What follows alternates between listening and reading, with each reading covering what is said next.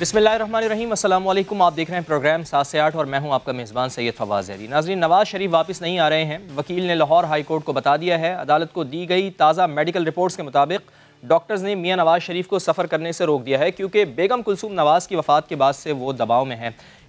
इलाज के बगैर पाकिस्तान गए तो उनकी हालत बिगड़ सकती है। वो दिल के मरीज़ हैं और कोरोना के सबब उनकी जान भी जा सकती है। सांस का भी मसला हो सकता है। एयरपोर्ट्स और पब्लिक मकामात पर कोरोना खदशात ज़्यादा हैं। नवाज शरीफ एंजियोग्राफी करवाए बगैर लंदन से ना जाएँ। जहनी दबाव के बगैर अपनी सरगर्मियाँ जारी रखें। अद्वियात लें, खुली फ़िज़ा में चहलकदमी करें और कोरोना से बचाव के इक़दामात भी करें। इस पर भी बात करेंगे और साथ ही जिक्र मुल्तान की सियासत का भी होगा, इनके दो बड़े नामों का भी होगा। शाह महमूद कुरैशी के यूसुफ रज़ा गिलानी पर सख्त इल्ज़ामात के बाद अब गिलानी साहब का पारा भी खासा हाई हो गया है। शाह महमूद कुरैशी ने गिलानी साहब को कॉम्प्रोमाइज़ अपोजिशन लीडर और बिकाऊ करार दिया है, तो गिलानी साहब भी बोल पड़े हैं कि ये मुझे रूल सिखाने आए हैं। जब मैं स्पीकर हुआ करता था, ये पुरानी बात वो कर रहे हैं, ये मेरे पार्लिमानी सेक्रेटरी हुआ करते थे, मोहतरमा ने मुझे कहा था कि इन्हें कुछ सिखाएं। लीडर ऑफ द ऑपोजिशन किस तरह सेनेटर मुंतखब हुए वोटों को खरीद कर। उन्होंने जो बात की है वो एक फॉरेन मिनिस्टर के लेवल की नहीं है। इनके साहबजादे की वीडियो पूरे मीडिया में चलती रही है। अक्सरियत इनके पास नहीं, अक्सरियत नून की है और ये जनाब कायदे हिज़्ब खिलाफ बन जाते हैं। दूसरा मेरे सेनेटर बनने का आ जाए या लीडर ऑफ द ऑपोजिशन को ये ख्याल होगा शायद पार्टी मेरा एक्सेप्ट कर देगी, वो नहीं किया तो उस पर भी शायद वो नाराज होंगे। इन्होंने कहा था मैं लीडर ऑफ द ऑपोजिशन नहीं बनना चाहता, झूठ बोला था। ये रहेंगे, ये इस्तीफा वापस लेंगे, ये इसी कुर्सी को चिपके रहेंगे।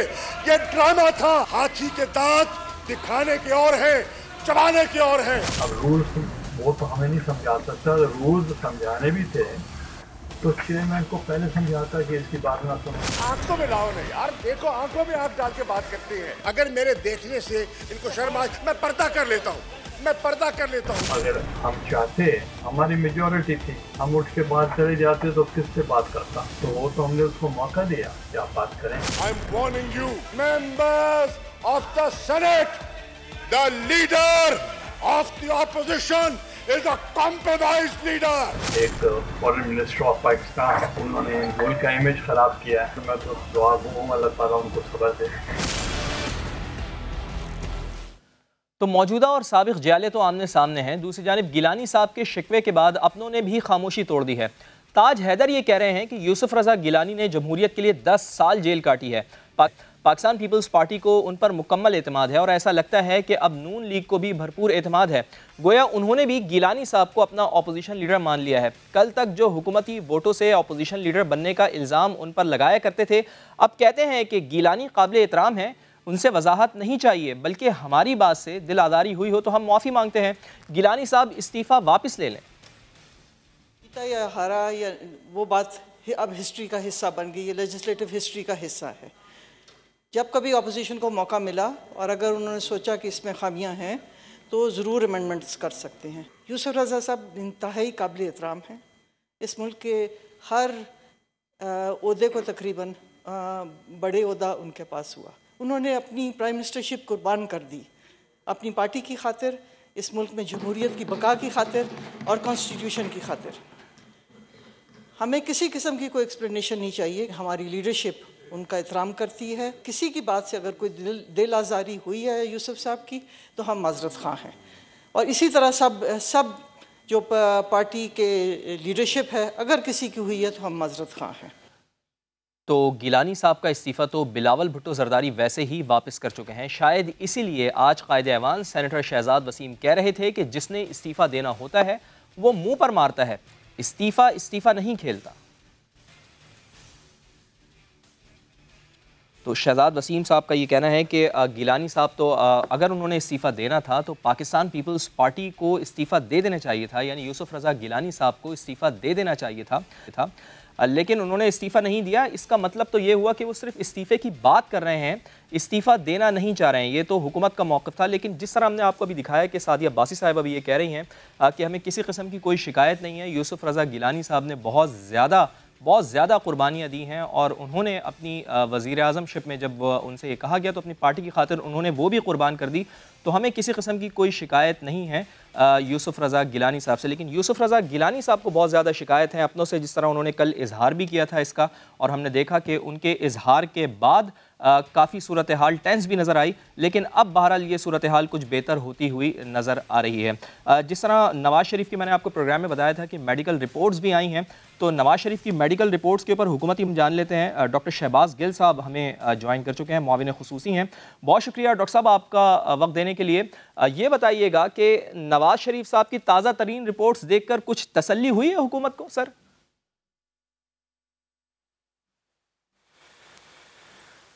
जी बिस्मिल्लाहिर्रहमानिर्रहीम, आपका बहुत शुक्रिया। देखिए, जो नवाज शरीफ साहब की ताज़ा तरीन रिपोर्ट्स हैं, जी जी, वो रिपोर्ट्स तो नहीं है, एक प्रेम पत्र है जो ख़त लिखा है उनके एक चाहने वाले ने। अच्छा।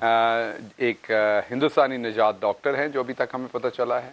उन्होंने एक ख़त लिखा है जिसमें तरह तरह की उन्होंने ख्वाहिशात का इजहार किया है। कुछ चीज़ें वो लिखना रह गए। बस उन्होंने कहा कि उनका दिल टूटा हुआ है, जेल में गए तो दिल और टूट जाएगा, उदास हो जाएंगे। मेरा ख्याल इनडायरेक्टली वो ये भी इशारा कर रहे हैं कि शायद नवाज शरीफ साहब को अब शादी कर लेनी चाहिए। लेटर से ये समझ आती है।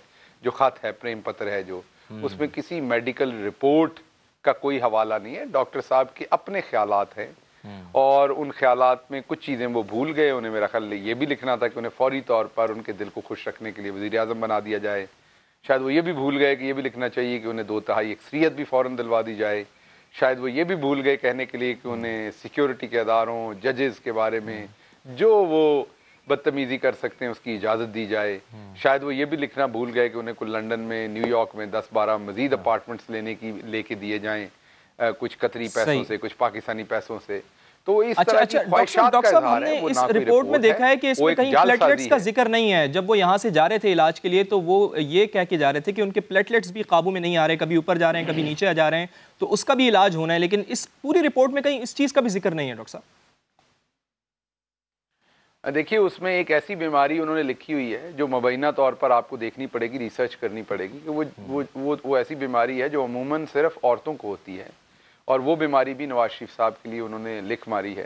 तो मैंने आपको दोबारा बताया कि वो एक ख्वाहिशों का अंबार है, वो एक फरमाइशी ख़त है और उसके साथ कोई लैब की रिपोर्ट नहीं है, कोई मेडिकल उसके अंदर एनालिसिस नहीं है।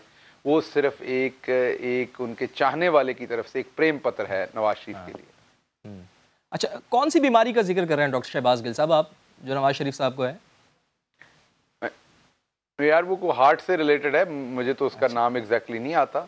मैंने अभी ट्वीट किया हुआ है उस बीमारी को, वो आप देख लें, मैं बता भी देता हूँ आपको देख के, क्योंकि गलत नाम ले दूंगा तो फिर आप छेड़ बना लेंगे उसकी। मेडिकल डॉक्टर तो हूँ नहीं। चलें आप इसको देखें आप। हाँ। मैं आपसे ये भी पूछना चाह रहा हूँ, आपके इत्तेहादी हैं चौधरी शुजात हुसैन, वो तो पहले ही आपसे सर कह रहे थे कि वज़ीर आज़म जो साबिक़ वज़ीर आज़म नवाज शरीफ, उनका पीछा छोड़ दें, हमारे मौजूदा वज़ीर आज़म अवामी मसाइल पर तवज्जो दें। इतने पैसों का नवाज शरीफ पर इल्ज़ाम नहीं है जितना उनके खिलाफ केसेस पर खर्च कर दिया है। ये जो ब्रोकन हार्ट सिंड्रोम है।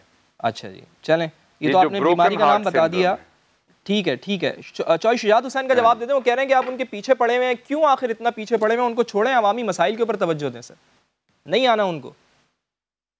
चौधरी साहब हमारे बुजुर्ग हैं, चौधरी साहब हैं। उनकी जो एक सियासी बसीरत है उससे तो किसी को कोई शक नहीं, और सारे लोग उनका एहतराम करते हैं। वो एक बुजुर्ग सियासतदान हैं, इसलिए मैं भी उनका बड़ा एहतराम करता हूँ। तो उन्होंने जो स्टेटमेंट दी है उसके ऊपर मेरा कमेंट ना लें, बेहतर है, क्योंकि वो हमारे बुजुर्ग हैं, हम उनका एहतराम करते हैं। चलें जी, चलें। आप चौधरी शुजात हुसैन के ऊपर तो कोई कमेंट नहीं करना चाह रहे, लेकिन आपके साथी हैं फवाद चौधरी साहब, वो ये कह रहे हैं कि जाली रिपोर्ट से कौम का मजाक उड़ाया गया है। आप लोग पहले भी जाली रिपोर्ट्स के इल्ज़ाम सर लगाते रहे हैं, लेकिन अटॉर्नी जनरल ये कहते रहे कि मेरे पास कोई ऐसा मटेरियल नहीं है जिसकी बुनियाद पर मैं ये कहूँ कि नवाज शरीफ की रिपोर्ट जाली हैं। इस रिपोर्ट को भी आप कह रहे हैं कि ये एक प्रेम पत्र है, इसके सिवा कुछ नहीं है। जी बिल्कुल, ये एक प्रेम पत्र है। प्रेम पत्र के अलावा ये कुछ नहीं है, क्योंकि एक ऐसी, आप सोचिए ना, वो यहाँ से बता के गए थे कि मैंने लंदन में इलाज करवाना है जी, मैंने प्लेटलेट्स का इलाज करवाना है। यहाँ से लंदन गए, ना कभी प्लेटलेट्स का इलाज हुआ, ना एक दिन हॉस्पिटल में दाखिल हुए। अब उनके हिसाब से लंदन के तमाम कार्डियोलॉजिस्ट जो हैं वो शायद मार्स पे चले गए हैं या खुदा न खास्ता वफात पा गए हैं, कि उन्हें अमेरिका से एक हिंदुस्तानी निजात डॉक्टर को बुलाना पड़ा जिसने ये प्रेम पत्र उन्हें लिख के दिया। उसमें कोई, मैंने दोबारा आपको बताया कि किसी लैब की जो भी मेडिकल बोर्ड बना था उन्होंने बड़ा वाज़ेह तौर पे कहा था कि इसी तरह के प्रेम पत्र पहले भी उनके सामने आते रहते थे। उन्होंने कहा था किसी लैब की रिपोर्ट चाहिए ताकि वो देख सके। तो यहाँ पर तो क्योंकि लैब की रिपोर्ट वो बनवा सकते थे, मैंने जैसे आपको बताया कि उन्होंने ग्रेड 1 से लेके ग्रेड 21 तक तो अपने लोग भर्ती करवा के छोड़े हुए हैं डिफरेंट महकमों में। तो वो यहाँ से तो उन्होंने जाली रिपोर्ट मैनेज कर ली, अब वहाँ से होनी नहीं और जाली हुई तो फिर बाद में मुकदमा होना है, इसलिए वहाँ से ये रिपोर्ट नहीं दे रहे और ना देंगे क्योंकि वो बीमार है नहीं। रिपोर्ट में आ जाना है कि वो बीमार नहीं, तो आपको उन लोगों को पकड़ना भी तो हुकूमत का काम है ना। अगर किसी ने जाली रिपोर्ट तैयार करवाई है तो उनको पकड़ना भी तो हुकूमत का काम है। इन्वेस्टिगेशन हो रही है, उस पर इन्वेस्टिगेशन हो रही है, बिल्कुल बिल्कुल पकड़ना और पकड़े जाना चाहिए और उस पर इन्वेस्टिगेशन हो रही है। ठीक है। सेनेटर डॉक्टर अफनान उल्लाह भी हमें ज्वाइन कर चुके हैं। डॉक्टर साहब, शहबाज गिल साहब भी हमारे साथ मौजूद हैं, आपका भी बहुत शुक्रिया वक्त देने के लिए। डॉक्टर साहब कह रहे हैं कि ये एक प्रेम पत्र है जो मियां नवाज शरीफ की रिपोर्ट आप करार दे रहे हैं, जिसे उसमें अंबार है ख्वाहिशात का, बेपनाह ख्वाहिशात की गई हैं। सवाल तो बड़ा वैलिड है कि किसी किस्म की मेडिकल रिपोर्ट्स क्यों नहीं दी गई हैं, लैब रिपोर्ट्स क्यों नहीं दी गई हैं इस रिपोर्ट के साथ? जी बिस्मिल्लाहिर्रहमानिर्रहीम। देखें, बात यह है कि किसी की ख्वाहिश के ऊपर जो है वो तो मामलात नहीं चलाए जा सकते ना। हम लैब रिपोर्ट दे देते, वो कहते हैं नहीं जी आपने फलाना प्रोसीजर क्यों नहीं कराया, हम वो करा लेते तो ये देखें, ये बात ज़हन में रखें कि कुलसूम नवाज साहिबा के टाइम के ऊपर पाकिस्तान तहरीक इंसाफ बड़ा जहरीला प्रोपेगेंडा करती रही कि वो भी बीमार नहीं है, और उसके बाद एंड में आपने देखा कि उनकी वफात हो गई। तो ये अगर आप इनकी बातों पे जाएंगे तो ये कोई ना कोई कहानी आपको रोज़ाना एक सुना दिया करेंगे और वो आपको जो है वो मामला जो एक्चुअल होगा उससे वो डाइवर्जन होगी। अब बात यह है कि अगर तो जाली रिपोर्ट हमने जमा कराई है तो सबसे पहले जासमीन राशिद साहिबा को और डॉक्टर फैसल सुल्तान जो हेल्थ मिनिस्टर हैं उनको जेल के अंदर डालें, उन पे FIA के मुकदमे करें क्योंकि उन दोनों ने करवाया है काम सारा का सारा। सही। शहबाज साहब कह रहे हैं इसके ऊपर इंक्वायरी कर रहे हैं ना, तो प्राइमरी देखिए वो इंक्वायरी तो पता नहीं कितने 2 साल से चल रही है इंक्वायरी, ये रोजाना ये वाली बात आके करते हैं टीवी पे। बात ये है कि अगर इस बात में सदाकत है तो सबसे पहला जो काम है वो ये है कि डॉक्टर यास्मीन राशिद साहिबा और डॉक्टर फैसल सुल्तान दोनों जेल में होने चाहिए और उन पर सख्त तरीन मुकदमा बनाया जाए और उन्हें सख्त तरीन सजा दी जाए क्योंकि उन्होंने ही सारा का सारा काम करवाया ना। शौकत खानम की जाली रिपोर्ट किसने, किसी सरकारी अफसर ने निकाल के दी थी? जो पंजाब में डॉक्टरों का बोर्ड है जो आज भी इस बात पे कायम है कि जो भी रिपोर्ट बनाई गई थी बिल्कुल दुरुस्त थी, वो उनकी बात नहीं मानी जा रही। अटॉर्नी जनरल पाकिस्तान कह रहा है कि उसके सामने कोई ऐसी बात नहीं आई जो इनकी हुकूमत का नुमाइंदा है। चले, अच्छा, जाली रिपोर्ट हो। अच्छा सेनेटर साहब, सारी पॉलिटिकल पॉइंट स्कोरिंग है। सही है। सेनेटर साहब ये बताएं कि जैसी सूरत हाल इस वक्त है तो आप समझते हैं कि इलेक्शन से पहले तो मियां साहब की वापसी का कोई इम्कान नहीं है? आज जिस तरह की रिपोर्ट आपने दी है उसको देखकर तो यही लग रहा है। देखिए इंशाल्लाह मियां मोहम्मद नवाज शरीफ साहब वापस पाकिस्तान आ जाएंगे। वो अपने जो है ऑलरेडी उसकी जो है वो तरफ मामला जा रहा है और जो है हमने पहले भी उन्होंने एक दफ़ा ये बात कही है कि आप जल्द मुझे पाकिस्तान में देखेंगे, तो वो अल्लाह ने चाहा आप देखेंगे कि जल्द वो पाकिस्तान में होंगे। अच्छा ये बताएं सेनेटर साहब कि लंदन के डॉक्टर्स के ऊपर अदम एतमाद क्यों किया है मियां साहब ने? चूंकि इलाज तो लंदन में हो रहा है तो फिर अब अमरीकी डॉक्टर्स को क्यों लेकर आ रहे हैं सामने? देखिए मैं आपको एक बात वाज़ेह तौर पर बता दूं कि अमेरिका हो या बरतानिया हो, वहाँ पे कोई भी डॉक्टर जो है वो जाली रिपोर्ट आपको बना के नहीं देगा, अपना पूरा कैरियर जो है वो कोई ख़राब नहीं करेगा, ख़ास तौर से इतना हाई प्रोफाइल केस हो जैसा कि मियां मोहम्मद नवाज शरीफ साहब का है। ये वहाँ पे प्लेजरिज्म जो है ना वो एक बहुत बड़ा जुर्म है कि अगर प्लेजरिज्म हो या कोई गलत बात हो तो ये उसके ऊपर उनका लाइसेंस कैंसिल हो सकता है। He will be unemployed for the rest of his life. और अमेरिका में स्टेक्स इससे भी ज़्यादा हाई है क्योंकि वहाँ पे लाइबल लॉज और भी बड़े खतरनाक हैं। तो ये बात कह देना कि जी वो अमरीकी, अब वो बरतानिया का डॉक्टर होता तो कहते हैं अमरीकी क्यों नहीं था, अमरीकी है तो वो नहीं, इलाज करवाने तो लंदन गए ना डॉक्टर साहब। बात यह है कि इलाज करवाने के लिए वो लंदन में मौजूद हैं तो लंदन के डॉक्टर्स की रिपोर्ट होनी चाहिए थी ना उसके साथ, वरना वो इलाज कराने अमेरिका जाते। इससे कोई फर्क नहीं पड़ता ना, इससे कोई फर्क नहीं पड़ता ना। आपका डॉक्टर जो है वो अमेरिका से फ्लाई करके लंदन आके भी आपको देख सकता है, आपका डॉक्टर तो जापान में भी हो सकता है। आपका डॉक्टर का तो कोई वो नहीं है ना, क्या कहते हैं पाबंदी। बात ये है कि जिस डॉक्टर ने वो रिपोर्ट दी है सरकार जो है उसके खिलाफ लायबल का मुकदमा करे अमेरिका में और बल्कि पैसे कमाए, पाकिस्तान को तो फायदा होगा इस चीज का। यहाँ पे बैठ के पॉलिटिकल पॉइंट स्कोरिंग करने से तो मसले हल नहीं होंगे ना। बात ये है कि पाकिस्तान का मसला ये है ही नहीं कि ये रिपोर्ट जाली है कि नहीं, पाकिस्तान का मसला ये है कि ना आटा है, ना चीनी है, ना दालें हैं, ना बिजली है, ना गैस है, ना रोजगार है, लोग भूखे मर रहे हैं। ये मसला है एक्चुअल जिससे डाइवर्ट करने के लिए एक रोजाना कोई नया शोशा छोड़ दिया जाता है। और फिर वो आवाम को जो है वो बेवकूफ़ों की तरह शोशे के पीछे चलाया जाता है। ठीक है, ठीक है। शहबाज गिल साहब, आपने बात सुनी डॉक्टर अफनान की, और वैसे आप लोग भी कह रहे हैं कि अमेरिका में बैठा डॉक्टर लंदन में बैठे मरीज़ की रिपोर्ट्स कैसे दे रहा है, रिपोर्ट्स जाली हैं, तो फिर हुकूमत का नेक्स्ट मूव क्या है सर फिर इस सिलसिले में? देखिए, दो तीन चीज़ों की करेक्शन कर दूं। एक तो ये प्लेजरिज्म नहीं होता जिसको आप प्लेजरिज्म कह रहे हैं, बीइंग अ प्रोफेसर मैं करेक्शन कर दूं, प्लेजरिज्म ये नहीं होता। एक डॉक्टर अपनी अगर कुछ भी गलत या सही भी लिख रहा है तो उसकी रिपोर्ट को आप गलत या सही कह सकते हैं, फेक कह सकते हैं उस रिपोर्ट को, उसे आप प्लेजरिज्म नहीं कह सकते। प्लेजरिज्म एक ख़ास किस्म की टर्म है जो रिसर्च के लिए, यूजुअली कॉपीराइट्स के लिए, रिसर्च के लिए यूज़ होती है, जब आप किसी का काम चुराते हैं और उसे अपने नाम से शाया करते हैं। लेकिन अगर एक डॉक्टर रिपोर्ट को गलत देता है तो वो प्लेजरिज्म उसको नहीं कह सकते, वो किसी और काम के लिए इस्तेमाल होती है टर्म, उसका यहाँ पर उसका कोई लेना देना नहीं, कोई स्याको सबाक नहीं है। तो एक तो ये गलत यहाँ इस्तेमाल हुआ, इसकी करेक्शन कर दूं।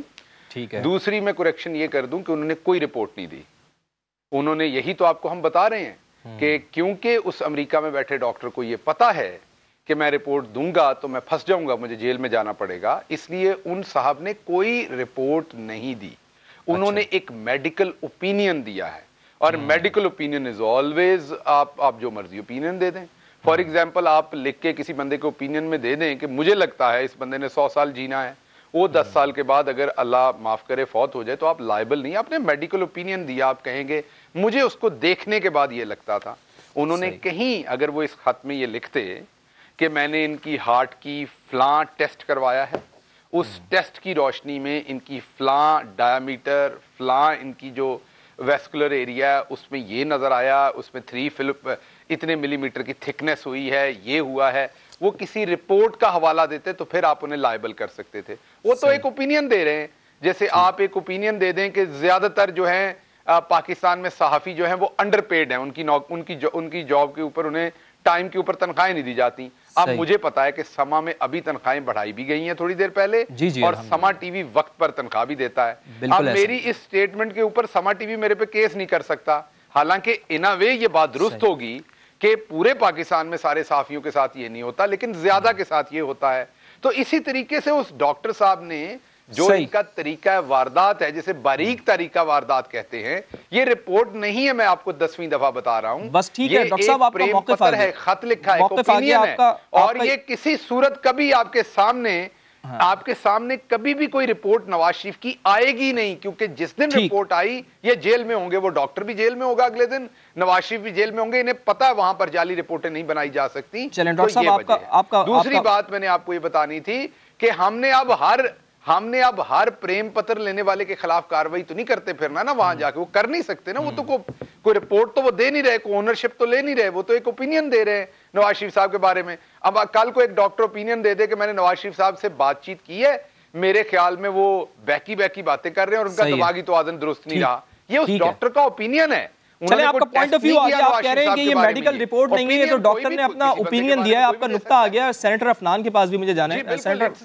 ठीक है सेनेटर अफनान साहब, यूसुफ रजा गिलानी के ऊपर भी आपसे बात करनी है। क्या नून लीग ने भी यूसुफ रजा गिलानी को अपना अपोजिशन लीडर मान लिया है, जिनसे आप हुकूमती हिमायत से मुंतखब होने का इल्ज़ाम लगाते थे, इस्तीफ़ा मांगा करते थे, अब सादिया अब्बासी उन्हीं से कह रही हैं कि अपना इस्तीफ़ा वापस ले लें? सर, मैं इसका जवाब दे देता हूँ। मैं पहले एक बात ऐड कर दूँ, ये ठीक कह रहे हैं, वर्ड प्लेजरिज्म मैंने गलत यूज़ किया है, वर्ड फेक जो है वो रिपोर्ट आप इसको क्या कहते हैं, कह सकते हैं, लेकिन जो लायबिलिटी वाली मामला है वहीं पे स्टैंड करता है कि अगर मैं opinion as a medical doctor या एज अ PhD डॉक्टर भी अगर मैं गलत लिख के दे दूं तो I am liable for that.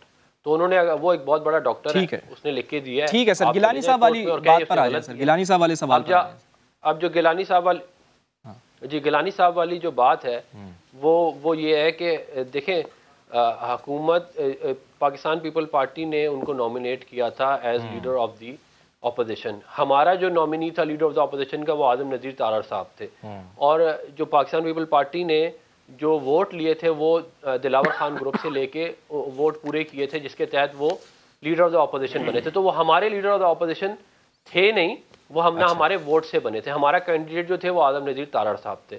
अब उसके बाद जो कुछ हुआ है अभी रिसेंटली, वो आप आवाम के सामने है मामला कि वो नहीं उधर पहुँचे, जो भी वजूहत थी। और उसकी वजह से जो कुछ फिर हुआ है उस दिन आपके सामने ही है कि 43 बराबर हुए। और फिर सर अब तो वो खुद हट रहे हैं ना, अब वो खुद हट रहे हैं, तो फिर आप उनको कह रहे हैं कि अब नहीं जाओ, पहले तो आप उनको कहते थे कि आप जाएं जी। नहीं देखिए, मैं जो है वो मैं आपको जो ऑफिशियल पॉइंट ऑफ व्यू है वो मैं आपको दे देता हूँ कि कोई जो है हमने नॉमिनेशन या कोई उनको ये नहीं कहा कि वही रहें या कोई या उनको हम सपोर्ट करेंगे। अगर वो इस्तीफा दे रहे हैं तो ठीक है, जो भी नया होगा उसके ऊपर मामला देख लेंगे। हमारा तो ऑलरेडी कैंडिडेट जो थे वो तो थे भी नहीं, वो लीडर ऑफ द अपोजिशन के मामले में हमारे कैंडिडेट तो आजम नज़ीर तारड़ साहब थे उस वक्त। ठीक है सेनेटर अफनानुल्लाह साहब, बहुत बहुत शुक्रिया आपका, और मुआविन ख़ुसूसी जनाब शहबाज गिल साहब, आपका भी बहुत बहुत शुक्रिया। हमसे तफसीली बात कर रहे थे नवाज शरीफ की जो रिपोर्ट आई है उसके ऊपर भी, और सेनेट में जो यूसुफ रज़ा गिलानी साहब ने इस्तीफ़ा दिया था उसके ऊपर भी उन्होंने अपना मौक़िफ़ दिया। एक और अहम मामला, MQM ने सिंध हुकूमत के ख़िलाफ़ कानूनी जंग जीत ली है। दिखा देते हैं आपको कि क्या कुछ हो रहा है कराची की पॉलिटिक्स में। मैं लोगों को मुबारकबाद देता हूँ, लोग निकले हैं तो ये सारी बातें हुई हैं, लोग एहतजाज कर रहे हैं तो सारी बातें हुई हैं। अब इसी तरह के फैसले आएंगे इंशाअल्लाह ताला। सिंध लोकल गवर्नमेंट एक्ट की तकरीबन 21 शिकें ऐसी हैं जो कि आर्टिकल 148 के मुताबिक हैं, वो भी इंशाअल्लाह उसके लिए भी हमारी जद्दोजहद जारी रहेगी। आज के फैसले ने 2013 के अवाम दुश्मन आइन से मुतसादिम पूरे सिंध के आम लोगों को गुलाम बनाने का जो नुस्खा था, अदालतों ने आज उसको खत्म करके जहन्नम घुसा दिया। हमारा ख्याल है कि हमने 140A की पूरी पासदारी किया। ये समझना कि प्राइम मिनिस्टर के पावर, कौमी असेंबली के पावर, सूबाई असेंबली के पावर, चीफ मिनिस्टर के पावर, सूबाई काबीना के पावर, फेडरल काबीना के पावर लोकल काउंसिल्स को दिए जाए तो बाकी सारे घर बैठ गए। कहीं पे हमें समझ आएगी कि ये गैर मुनासिब है जजमेंट, तो हमारे पास रिव्यू का ऑप्शन मौजूद है। तो MQM ने सिंध हुकूमत के खिलाफ कानूनी जंग जीत ली है। सुप्रीम कोर्ट ने बल्दियाती हुकूमतों को उनके इख्तियारात वापस देने का हुक्म दे दिया है। चीफ जस्टिस ऑफ पाकिस्तान जनाब गुलजार अहमद ने अपने आखिरी दिन MQM की दरख्वास्त पर महफूज फैसला सुना दिया है। सुप्रीम कोर्ट ने सिंध हुकूमत का बल्दियाती इदारे तहलील करने का इख्तियार ख़त्म कर दिया है। सिंध के तमाम बल्दियाती हुकूमतों को फ़ंड्स की फरामी को यकीनी बनाने का हुक्म भी दिया गया है। अदालत ने हुक्म दिया है कि आइन के तहत बल्दियाती हुकूमत को माली, इंतज़ामी और सियासी इख्तियारात की फरामी यकीनी बनाई जाए। अदालत ने कहा है कि सिंध हुकूमत बाइख्तियार बल्दियाती इदारे कायम करने की पाबंद है और बल्दियाती हुकूमत के तहत आने वाला कोई नया मनसूबा सूबाई हुकूमत शुरू नहीं कर सकती। मुल्क की सबसे बड़ी अदालत ने सिंध हुकूमत के लिए अहम तरीन फैसले जारी कर दिए हैं जिन पर अमल करना सिंध हुकूमत पर लाजिम है। लेकिन सूबे के सरबरा मुराद अली शाह साहब फरमा रहे हैं कि अगर सब इख्तियारात लोकल गवर्नमेंट को दे दें तो बाकी क्या घर बैठ जाएं। वज़ीर आला कहते हैं कि ज़रूरत पड़ी तो नज़रसानी की दरख्वास्त भी की जाएगी। तो मुराद अली शाह साहब, आपसे एक सादा सा सवाल है सर, जब वफाकी हुकूमत कहती है कि 18वीं तरमीम के बाद सारे इख्तियारात सूबे को चले गए हैं, वो वापस होने चाहिए, तो आप उसकी मुखालफत करते हैं, आइन पर हमला कहते हैं, लेकिन ख़ुद मकामी हुकूमत को इख्तियार देने को आप तैयार नहीं हैं। वैसे अजब है आपकी सियासत। सुप्रीम कोर्ट के फैसले पर अमल होने से कराची के साथ 2009 में की जाने वाली ज़्यादतियों का इजाला भी हो जाएगा। पीपल्स पार्टी की हुकूमत ने कराची के साथ क्या किया है, मैं इस पर लंबी बहस नहीं करना चाहता, लेकिन सिर्फ एक पहलू आपके सामने नाज़रीन रखना चाहता हूँ कि किस तरह 18वीं तरमीम के बाद सूबाई हुकूमत ने वफाक से माली ताकत हासिल की और कराची को उसके हक़ से महरूम किया। साबिक़ सेक्रेटरी ख़जाना यूनुस ढागा के मुताबिक 2009 के NFC अवार्ड के बाद सूबों के ख़जाने में भरपूर इजाफा हुआ। 13 सालों में सिंध हुकूमत के बजट में 800% इजाफा हुआ और सिंध हुकूमत ने कराची के बजट में तकरीबन 90% कमी कर दी। 2008 में सिंध का बजट 180 अरब रुपए था, जो 2021 तक बढ़कर 1450 अरब रुपए हो गया। वहीं 2009 में कराची के 37 अरब रुपए उसको मिला करते थे, जो 2021 में भी 38 अरब रुपए ही हैं। इस हिसाब से पाकिस्तान पीपल्स पार्टी की हुकूमत ने कराची को उसके हिस्से के 660 अरब रुपयों से महरूम रखा। इस पर बात करने के लिए हमारे साथ मौजूद होंगे हमारे मौज़्ज़ज़ मेहमान। उनसे बात करेंगे ख्वाजा इजहारुल हसन, मुत्तहिदा कौमी मूवमेंट के रहनुमा, वो हमारे साथ मौजूद हैं। कादिर खान बंदोखेल साहब पाकिस्तान पीपल्स पार्टी से हमें ज्वाइन। ख्वाजा इजहारुल हसन से हम गुफ्तगू का आगाज़ करते हैं। ख्वाजा साहब, बहुत बहुत मुबारक हो आपको, सुप्रीम कोर्ट ने MQM के हक़ में फ़ैसला सुना दिया है। अब इस पर अमल करवाने के लिए MQM तैयार है, क्योंकि वज़ीर आला के बयान से तो नहीं लगता कि वो इख्तियारात मुंतकिल करने जा रहे हैं। सॉरी, आपके चैनल का माशाल्लाह जितनी ज़्यादा आपने इसको अहमियत दी है, मैं समझता हूँ ये अवाम की जीत और अवाम की आवाज़ है।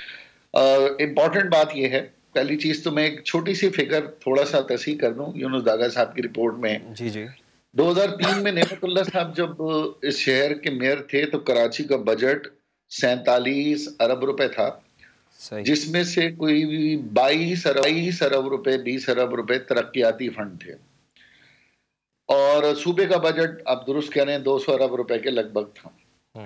आज हमारे सूबे का बजट 1500 अरब रुपए और कराची का बजट 27 अरब रुपए, यानी 47 से सिमट कर 27 हुआ है, और तरक्याती फंड जो है वो 2.5 अरब रुपए है। ठीक, तो ये 4 साल की स्टोरी तो नहीं है, ये तो 2010 से 2021 तक 11 साल की बर्बरियत है, माशी दहशतगर्दी है। मुराद अली शाह साहब से मैं सवाल ये करना चाहता हूं, जो आपने भी इंट्रो में कहा कि 18वीं तरमीम के बाद क्या प्राइम मिनिस्टर घर बैठ जाएं? क्या जरदारी साहब घर बैठ गए थे 18वीं तरमीम के बाद? क्या 10 डाउनिंग स्ट्रीट पे जो वजीर आजम है, दुनिया के ताकतवर वजीर आजम है, उनके मेयर ताकतवर हो गए तो क्या वो घर बैठ गए? क्या president of the United states को पावरफुल करने के बाद क्या वॉशिंगटन डीसी बंद हो गया? ये सब बेवकूफाना किस्म की बातें हैं, वडेराना जागीरदाराना सोच है। लेकिन मैं फिर भी ये कहूंगा कि आपका घर बैठ जाना बखुदा सिंध के अवाम के लिए, सिंध के हारियों के लिए, सिंध के किसानों के लिए एक बहुत बड़ा आप तोहफा देंगे। आप घर बैठे अपनी काबीना के साथ आप आम सिंधी को 5 लाख रुपए से 50 लाख रुपए चेयरमैन को लाने में आपको क्या एतराज है? अगर लाड़काना का चेयरमैन उसको खुद ब खुद हर महीने 50 लाख रुपए मिले, सही 8-5 लाख मिल रहे हैं, आपको क्या एतराज है? इसी तरह खैरपुर दादू के चेयरमैन को वो 50 लाख रुपए प्रोविंशियल फाइनेंस कमीशन जिस तरह जजमेंट आई है और उसमें अमल होता है तो उसमें क्या एतराज है? मैं आपको बताता हूँ। एतराज ये फरमाते हैं कि अगर इसको बैठे बैठे 50 लाख रुपए हर महीने मिल जाए और 6 करोड़ सालाना यूसी को मिल जाए तो ये हमारे पास क्यों आएगा? फिर ये हमारा क्या काम है? हम जो MNA MPA वजीर और जागीरदार वडेरे बने हुए हैं तो हमारा क्या काम है? ये सीएम हाउस के आगे तो कोई भी नहीं आना भी नहीं चाहिए। आखिर में आपने जो फरमाया, देखें ये कानून का मैं तालिब इल्म हूँ और सुप्रीम कोर्ट का फैसला है जो इस मुल्क की सबसे बड़ी अदालत है, और MQM की ऐसी और भी पिटिशन जिसमें सेंसेस है, जाली डोमिसाइल है, हाई कोर्ट में भी पेंडिंग है। अब ये फैसला है, ये डायरेक्शन है, ये आपको करना है, हर हाल में करना है। आप रिव्यू में जाना चाहते हैं, बेशक आपका हक है। अगर ये नहीं करेंगे तो ये पूरी सिंध हुकूमत पे न सिर्फ कंटेम्प्ट है वज़ीर आला और वजीरों के साथ, ये पूरी हुकूमत फारिग हो जाएगी अगर ये नहीं करेंगे। चलें जी, आप ये कह रहे हैं कि अगर ये इसके ऊपर इम्प्लीमेंटेशन नहीं करेंगे तो पूरी हुकूमत फारिग हो जाएगी। कादिर खान मंदोखिल साहब, आपका भी बहुत शुक्रिया हमें ज्वाइन करने के लिए, प्रोग्राम में वक्त देने के लिए। कादिर खान मंदोखिल साहब, आप चूँकि कराची में ही रहते हैं, पहली दफ़ा MNA भी मुंतखब हुए हैं, कराची के डायनामिक्स को आप भी बहुत अच्छी तरीके से समझते हैं, अच्छी तरह जानते हैं। सियासत तो सर होती रहेगी, सियासत तो हम रोज़ ही बात करते रहते हैं आपसे। सर मुझे सादे से सवाल का जवाब देना, कराची के हालात का जिम्मेदार कौन है? बेड़ा गर्क हुआ हुआ है कराची का, सर कौन है इसका जिम्मेदार?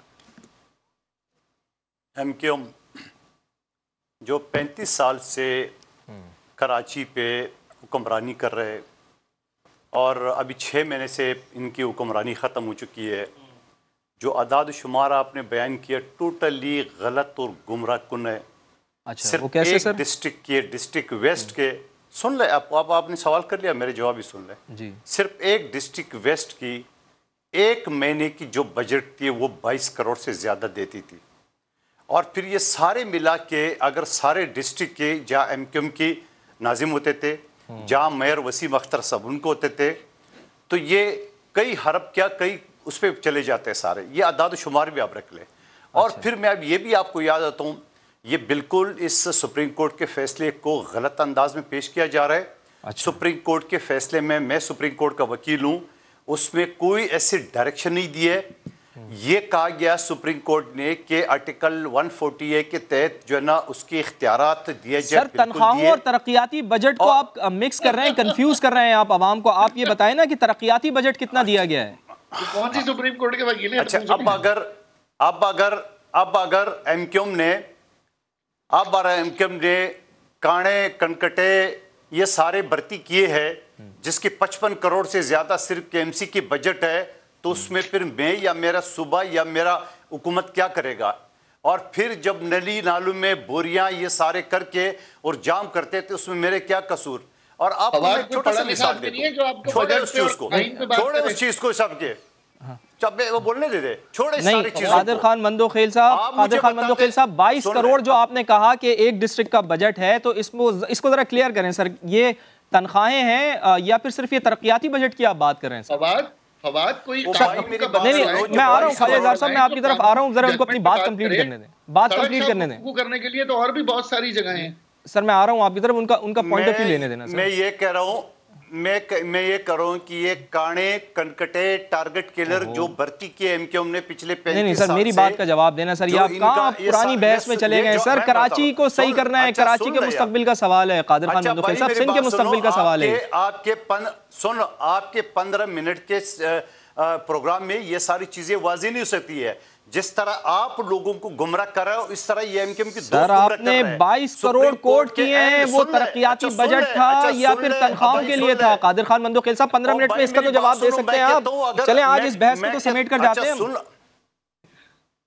मुझे बोले नहीं देंगे आप सर? मैं तो सवाल कर रहा हूँ आपसे कि ये 22 करोड़, अच्छा ये 22 को दोबारा सुनने में 3 मरतबा को खुदा का वास्ता मेरी बात को, आपने शो चलाना है तो मेरी बात भी आवाम तक कादिर भाई, मैं आपको पूरा मौका दे रहा हूं, मैं तो आपसे काउंटर क्वेश्चन कर रहा हूं। आप ही ने तो कहा ना जी 22 करोड़ रुपए एक डिस्ट्रिक्ट को मिला करते थे, तो मैं आपसे पूछ रहा हूं कि ये सिर्फ तरक्याती बजट था या फिर इसमें तनख्वाहें भी शामिल थी? अगर ये तरक्याती बजट था तो फिर तो कराची की तकदीर बदल जानी चाहिए थी सर। रोना तो इसी चीज का है ना। अब आप 2 मिनट देंगे? अब आप 2 मिनट देंगे, मैं जवाब दे दूं। बोले। मैं आपसे गुजारिश तीसरी मरतबा ये कर रहा हूं कि ये काणे कनकटे टारगेट किलर जो ने भर्ती की है अपनी दौर में 35 साल में, अब अगर ये सारे के सारे उसमें जा रहे हैं, मैं तो दे रहा हूं, अगर मुझे एनएफसी अवार्ड के जरिए मुझे कम पैसे मिल रहे हैं तो यकीनन मैं जारी बातें मैं डिस्ट्रीब्यूट करूंगा। और फिर डिस्ट्रीब्यूट करने के साथ साथ मैं कहना चाह रहा हूं, 6 महीने पहले जब इस कराची शहर में हर चैनल कचरा कहती थी, अब भी जब पीपल्स पार्टी का मुर्तजा वाब एडमिनिस्ट्रेटर आया तो आपको कहीं कचरा नजर आ रहा है? नहीं आएगा। और फिर सबसे ज्यादा जो डिस्ट्रिक्ट सेंट्रल जो पिछले बारिश में डूब गया किनका? यानी कादिर खान मंदोखेल साहब, ये सैलरीज के नंबर्स दिए थे आपने, ये तरक्याती बजट नहीं था। अच्छा अब अगला सुन ले, अब अगला जुमला सुन ले। मेरे हल्के में बल्दिया में जहां मुस्तफा कमाल साहब इनके नाजिम थे, उन्होंने एक अस्पताल शुरू किया, वो अस्पताल आज तक नहीं बना। सिंध हुकूमत अभी हम बनवा रहे हैं, सिंध हुकूमत से मैंने दरखास्त की है उन अस्पताल को ऑपरेट करने के लिए, इंशाल्लाह चंद आपको नजर आ जाएगा। सवाल ये है कि अगर आपने कहा कराची को बदहाल किसने किया, तो बदहाल इन्हीं लोगों ने किया। एक बात सुने कादिर खान मंदोखेल साहब, आपने 22 करोड़ की बात की ना सर, मुझे ये बताएं कि एनएफसी अवार्ड के तहत कराची को, सूबा सिंध को 1200 अरब रुपए मिलते हैं। सूबा सिंध को 1200 अरब रुपए में से कराची की जो आबादी है पूरे सिंध की अगर हम कंक्लूड करें तो 40% आबादी बनती है। 1200 अरब में से कराची को आपने कितना दिया सर? मुझे पता ही नहीं होगा बजट का बेचारे को। ये एग्जैक्ट फिगर तो मुझे इस वक्त नहीं पता, मुझे बोलते हैं, लेकिन ये भी गलत बयानी करे 27 अरब, कोई 27 अरब नहीं है वो भाई। 27 अरब तो इनके सिर्फ मैं कहता हूं अभी आगे हिसाब ले गए, मैं 22 करोड़ का महीने के हिसाब से 4 साल का लगा ले, ये कितना हो गए? सवाल एक डिस्ट्रिक्ट के 1200 अरब का तो जवाब दें सर आप। 40% देते हैं कराची को। सवाल अच्छा सुन ले फवाद साहब, सुन ले। ये एमक्यूएम के 2 से जरा ये पूछे, आपने 35 साल इस मुल्क के शहर पे दादागिरी की है, आपने बदमाशी की है। आप मुझे बताओ आपने हुकूमत कब छोड़ी? आप तो हर वक्त ब्लैकमेल करते रहे, आपने कब हुकूमत छोड़ी? आपने कभी नहीं छोड़ी। आपने जायदादें बनाई है, आपने गाड़ियां बनाई, लोगों को भर्ती की है, और आपने चले मैं सवाल कर लेता हूं, मैं ख्वाजा इजहार से सवाल कर लेता हूं। मैं ख्वाजा इजहार से सवाल, आपने सवाल किया ना, मैं ख्वाजा इजहार से सवाल कर लेता हूं। एमक्यूएम का रहनुमा एक काम बता दे जो उन्होंने कभी किया हो। भाई ख्वाजा इजहार हसन साहब क्या किया आपने? भी तो 35 साल से हुकूमत कर रहे हैं आप, हर हुकूमत आती है आप उसके साथ मौजूद होते थे। आप बताएं, इस दफा आप अपोजिशन में चलें, इस दफा तो आपको छूट दे देते हैं, माजी में क्या किया? सवाल तो सही कर रहे हैं। अच्छा फवाद, देखें, पहली चीज तो ये सवाल करने का हक आपको है और उसको है जो जवाब देना जानता हो। और दूसरी बात ये, देखें, किसी पढ़े लिखे कानूनदान को लाएं जो फिगर जानता हो, जजमेंट जिसने पढ़ी हो, बजट से इनका जिसे पता हो, उसे ओजीटी पता हो, प्रोविंशियल फाइनेंस कमीशन पता हो, एनएफसी पता हो, डिविजिबल पूल पता हो, स्टेट ट्रांसफर पता हो, प्रोविंशियल कंसोलिडेटेड फंड पता हो। देखें, इस तरह की गुफ्तगू करने के लिए ना बहुत सारे प्राइवेट चैनल मौजूद हैं, उस पे लोग अंड की शंड बरतते हैं। आपका चैनल एक क्रेडिबल चैनल है। नहीं सर, हमारे लिए बहुत काबिल एहतराम है। कादिर खान मंदोखेल साहब एमएनए है सर, शो में बुलाते रहते हैं उनको, ऐसी बात माशाल्लाह माशाल्लाह गुमराह करने के लिए आप दोनों काफी हो। नहीं कराची के लोग थोड़ा सा आप उसके ऊपर टॉपिक के ऊपर आ जाना सर। सुने, इन्होंने कहा काड़ा, खुदा ना खास्ता किसी की एक आंख अगर जाया हो गई है, कोई अपने आप को काड़ा नहीं कहलवाता। इन्होंने कहा लंगड़ा, इन्होंने कुछ कहा लोगों के जिस्मानी ऐब देना। अल्लाह करे इनके खानदान में किसी को जिस्मानी ऐब बनाओ। हालांकि इनकी आंखों का नंबर भी मुझे तकरीबन अंधे होने के बराबर लग रहा है, लेकिन मैं नहीं कहूँगा। ये इंसानी ऐबों को इस तरह से बयान कर रहे हैं। कराची का नौजवान देख रहा है, जिसकी आंख जाया हुई है वो भी देख रहा है, जिसकी टांग जाया हुई है वो भी देख रहा है। और वो जो इनके लहजे के अंदर नफरत है, ना तो ये पठानों पख्तूनों का शेवा है, ना ये किसी कौम की गैरत के मुताबिक है। जिस तरीके से कराची के बेटों को ललकार रहे हैं, मैं पूरी पख्तून बरादरी से, इनके हल्के से भी कहूंगा कि इनके जुमले की मजम्मत करें। परसों औरतों पे तशद्दुद की इन्होंने हिमायत की मेरे साथ एक प्रोग्राम में।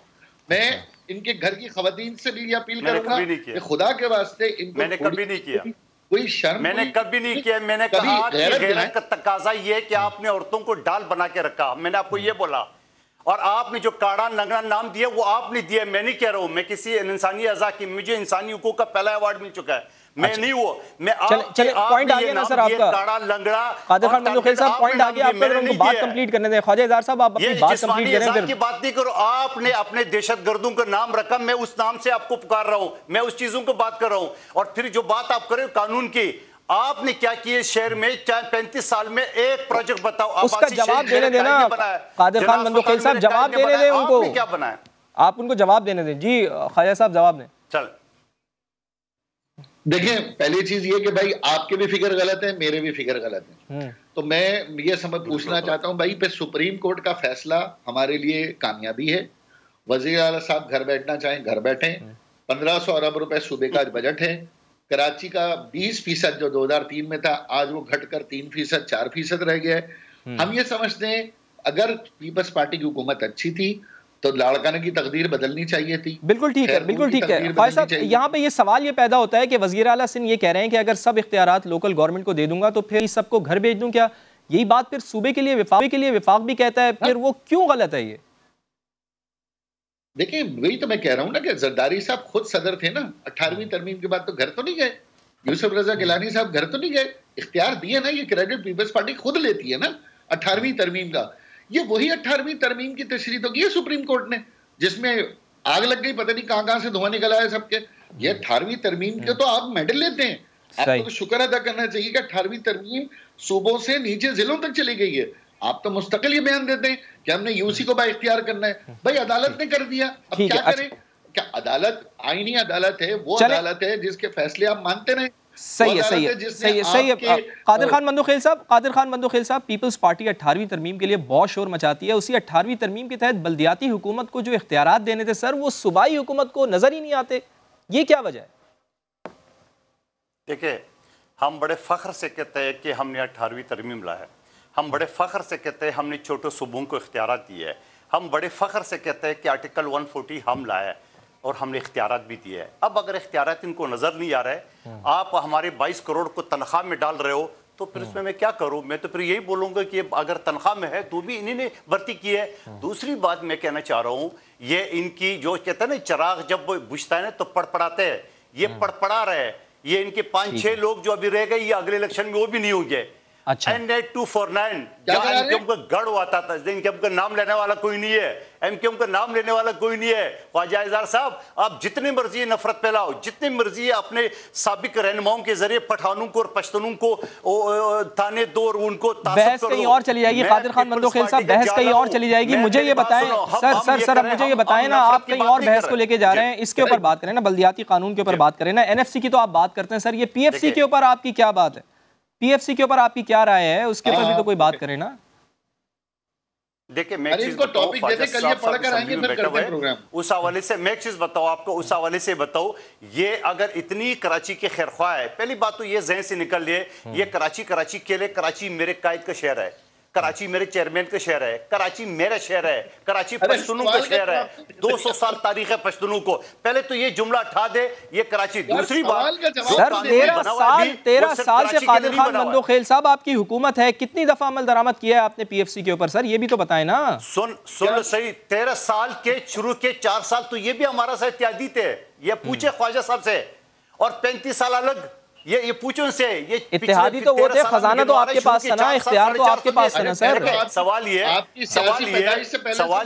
फवाद साहब, अगर ख्वाजा साहब को इतनी कराची की हमदर्दी है या सिंध से हमदर्दी है, तो ये जिस कठपुतली हुकूमत के इत्तेहादी बने हुए हैं उनके जरा सिंध के पानी दिलाए, उसको सिंध से NFC का अवार्ड दिलाया, पैसे दिलाए सिंध को, जो 1100 अरब, जो 162 अरब, 120 अरब के ऐलान किए वो कराए। ये तो अपने इक़्तिदार के मजे लूट रहे हैं, ये तो अपने वजारत के मजे लूट रहे हैं। और यकीन करेंगे इसी तनख्वाह पे काम करेंगे, अगले 2023 के इलेक्शन में MQM का नाम निशान नजर नहीं आएगा। लिख ले मेरी बात। सर मुझे बताएं, प्रोविंशियल फाइनेंस कमीशन के ऊपर कितनी दफा आपने अमल दरामद किया है कादिर खान मंदोखेल साहब? सादा सा सवाल है सर। देखिए मैं एक चीज ये बताऊं कि आप NFC जो उसके प्रोविंशियल कमीशन के हवाले से ये मूव कर दे करारदाद वहां पे, ये क्यों खुद बैठे हुए हैं? PTI इनके साथ नहीं है, JDA इनके साथ नहीं है, ये मिलके करे। ये जिनके इत्यादी है वो इनके साथ मुत्तफिक नहीं है, इस वजह से ये दरपदर के टोकरे खा रहे हैं। ये खुदा की कसम कुछ भी नहीं है, इसी तनख्वाह पे काम करेंगे। ये जितने मर्जी आपके प्रोग्राम में चीखे चिल्लाए, इसी तनख्वाह पे काम करेंगे 2023 तक, क्योंकि उसको पता है 2028 के बाद सर कराची को आप ओन कर रहे हैं, आप कहते हैं कि कराची हमारा है, सूबे के आप हाकिम हैं, तो फिर ये क्यों मूव करें? आप क्यों नहीं कर रहे इस सिलसिले में कुछ? नहीं, मैं एक चीज बताऊं आपको, मैं तो इनसे ये कहूंगा कि आप वफाकी हुकूमत से सिंध का हक दिलाए, सिंध का पानी का हिस्सा दिलाए, सिंध को NFC अवार्ड के जरिए पैसे दिलाए, सिंध में जो तरक्याती काम किया उन्हें 1100 अरब का और 162 अरब के वो दिलाए। आप मेरे पीछे पड़ गए। वो भाई मेरी बात सुनो, ये भी तो बैठे हुए ना वजारतों पे, ये भी तो वफाकी हुकूमत। सर मैं पीछे नहीं पड़ गया आपके, आप सिंध के हुकमरान हैं, वजीर आला आपका है, इनका वजीर आला नहीं है, उनके हाथ में कुछ भी नहीं है, वो तो अपोजिशन है, वो क्या करेंगे सिंध के लिए? नहीं, उनके हाथ में नहीं है तो फिर वजीर क्यों बने हुए? ये इनके दो वजीर क्यों बैठे हुए? किस कैपेसिटी में? तो वफाकी गवर्नमेंट में है ना, सिंध में तो नहीं है ना। ये सुन, तो फिर वजीर आला आपका क्यों बैठा हुआ है? कादिर खान मंदोखेल साहब कैसी बातें कर रहे हैं आप सर? सुन ले, ये अगर सिंध का बेटा अपने आप को कहता है या कराची का बेटा कहता है, तो इनको सिंध के हुकूक के लिए वफाक से लड़ना चाहिए, सिंध के पानी दिलाना चाहिए जो वफाक ने बंद किए, सिंध के NFC अवार्ड के पैसे पूरे दिलाने चाहिए, सर मैं आ रहा हूं 1100 अरब का ऐलान किए वो किए। ये सारी चीजें अगर ये वाकई आप PFC दे रहे हैं सर, जो NFC मांग रहे हैं, वाकई सिंध के बेटे कहते हैं, आप PFC दे रहे हैं कादिर खान मंदोखेल साहब, जो आप इतने बड़े बड़े मुतालबात कर रहे हैं वफाक से? देंगे। ये बात सुनो, सबसे पहले तो ये हमें NFC अवार्ड दिलाए, वफाकी हुकूमत का हिस्सा है, ये सिंध के हुकूक की बात करे, ये कराची खेलने को नहीं देंगे हम उसको। बात करेंगे कराची भी सिंध का हिस्सा है, ये कराची को अलग न गिने, और अगर अलग गिनेंगे तो सबसे पहले मैं बैठा हूं कराची में, 200 साल तारीख। चले आप दोनों मेरे साथ रहे, दोनों मेरे साथ रहे। सिद्दीकी साबिक एडमिनिस्ट्रेटर कराची भी हमारे साथ मौजूद हैं, उनको भी शामिल गुफ्तगू करते हैं।